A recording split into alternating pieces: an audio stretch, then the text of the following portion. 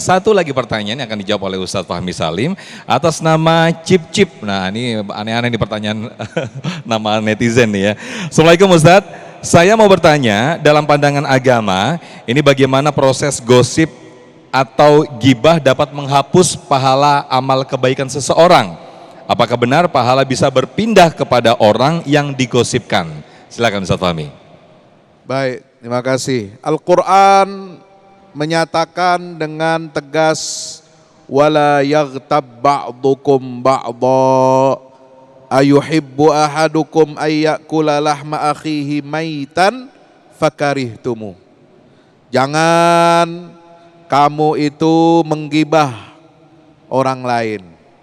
Sebagian kamu jangan sampai menggibah sebagian yang lain. Kita ini ibarat satu tubuh. Mengomongkan, menggibah orang lain, mencari aib orang lain itu ibarat kita sedang mengorek aib diri kita sendiri. Kalau kita melukai hati orang lain, maka ibaratnya itu sama dengan kita melukai anggota tubuh kita sendiri.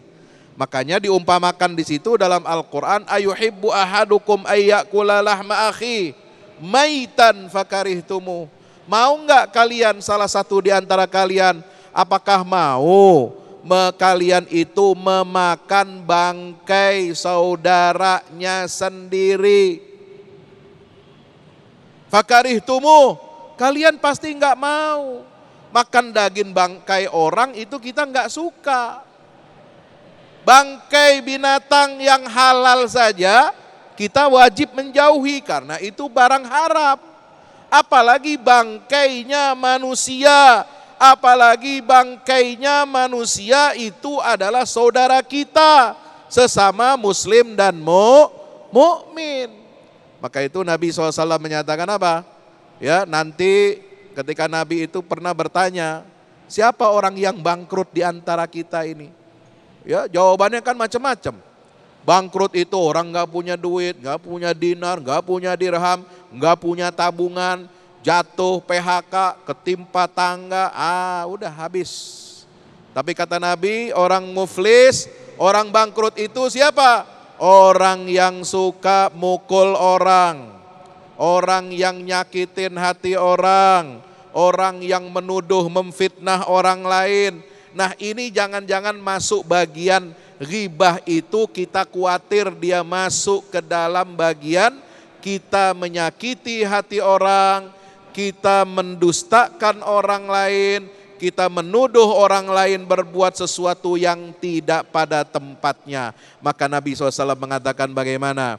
Orang ini walaupun dia datang hari kiamat bawa pahala sholat, bawa zakatnya, bawa puasanya, bawa hajinya, tapi nanti ini semua akan hapus, hilang, habis dipindahkan kepada orang yang kita sakiti. Na'udzubillah, orang yang merugi, orang yang bangkrut. Baik, Masya Allah, terima kasih Ustadz Fahmi Salim, Ustadz Roni, Ustadz Zamawana atas ilmu yang disampaikan pada siang hari ini.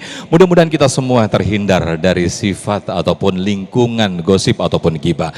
Nah, di segmen berikut pemirsa kita akan bermuhasabah bersama-sama dan juga akan berdoa bersama-sama yang insya Allah akan dipimpin oleh guru kita Ustadz Fahmi Salim. Tetaplah bersama kami dalam Damai Indonesiaku. Alhamdulillahirrahmanirrahim, pemirsa, tidak terasa kita sudah di penghujung acara Damai Indonesiaku dan sesaat lagi Anda bisa menyaksikan program Sah Selalu Ada Hikmah yang diasuh langsung oleh Koh Denis Lim.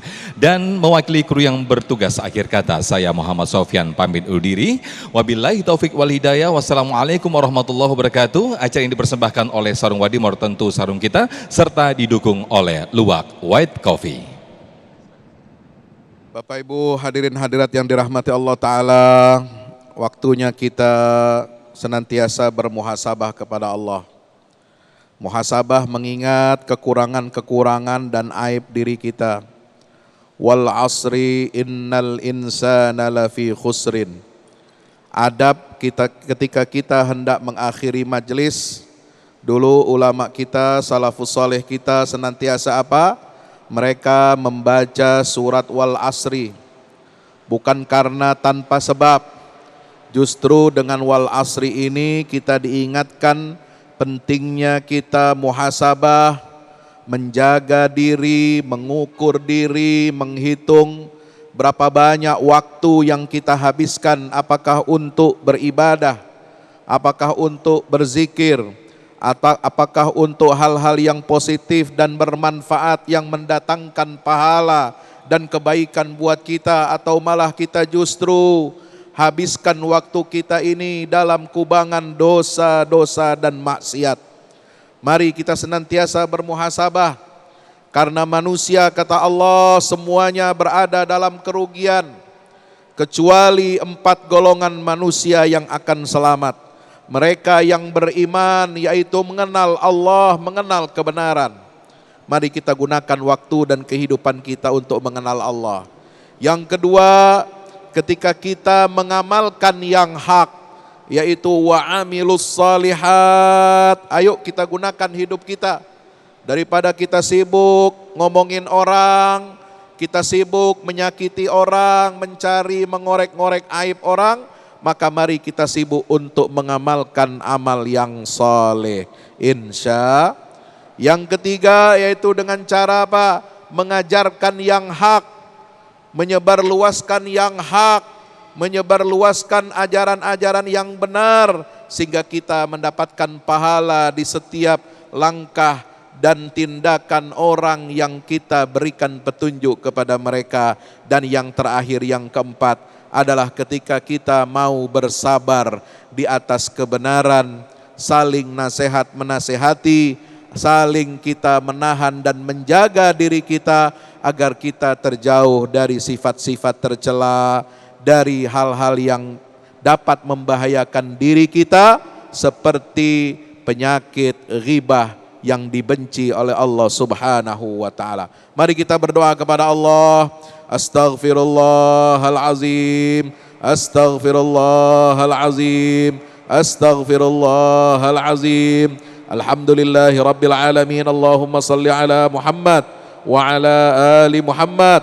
Allahumma ighfir lil muslimina wal muslimat wal mu'minina wal mu'minat al ahya'i minhum wal amwat. Innaka sami'un qaribun mujibud da'awat. Allahumma ij'al lana lisanan dzakira wa qalban khashi'a wa amalan salihan mutaqabbala.